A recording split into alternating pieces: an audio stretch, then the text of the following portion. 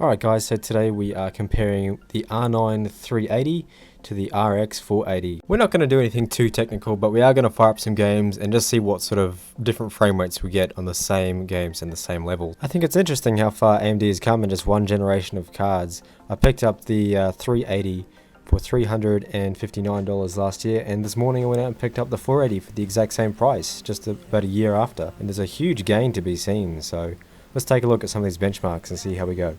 3, 2, 1, go.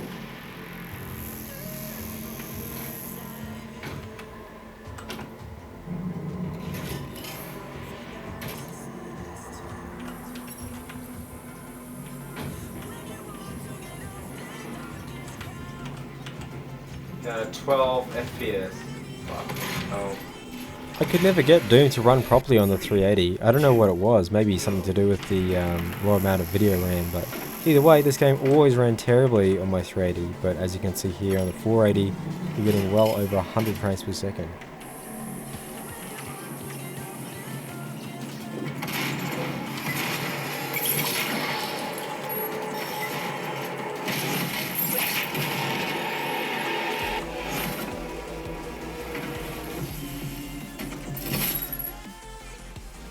And here we have a fan favorite, Grand Theft Auto 5.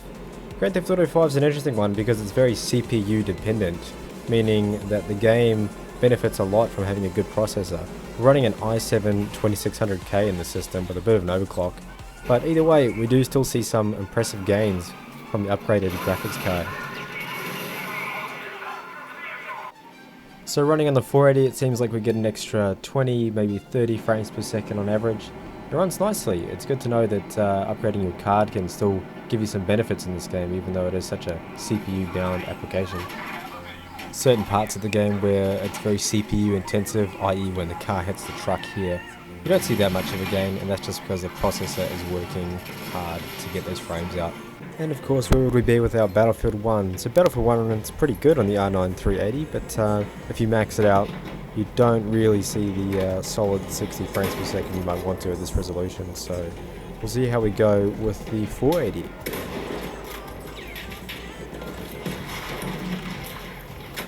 And here we are switching over to the 480, seeing a nice 20 to 30 FPS boost, so that's made the game much more playable I think at this resolution, maxing it out.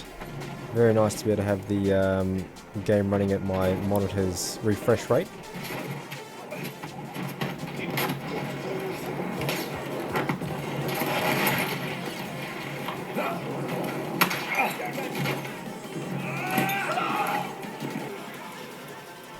And here we have Total Warhammer, another game that's pretty taxing to play.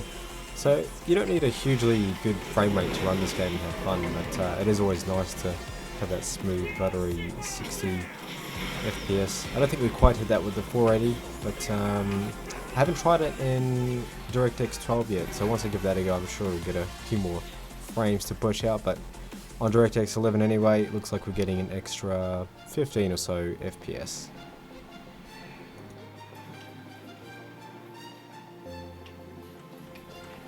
That's going to be all from me guys. Hopefully that's given you some insight into how much better this card is compared to the last generation.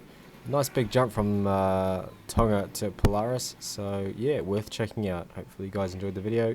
Take care. Not a Kiwi, eh?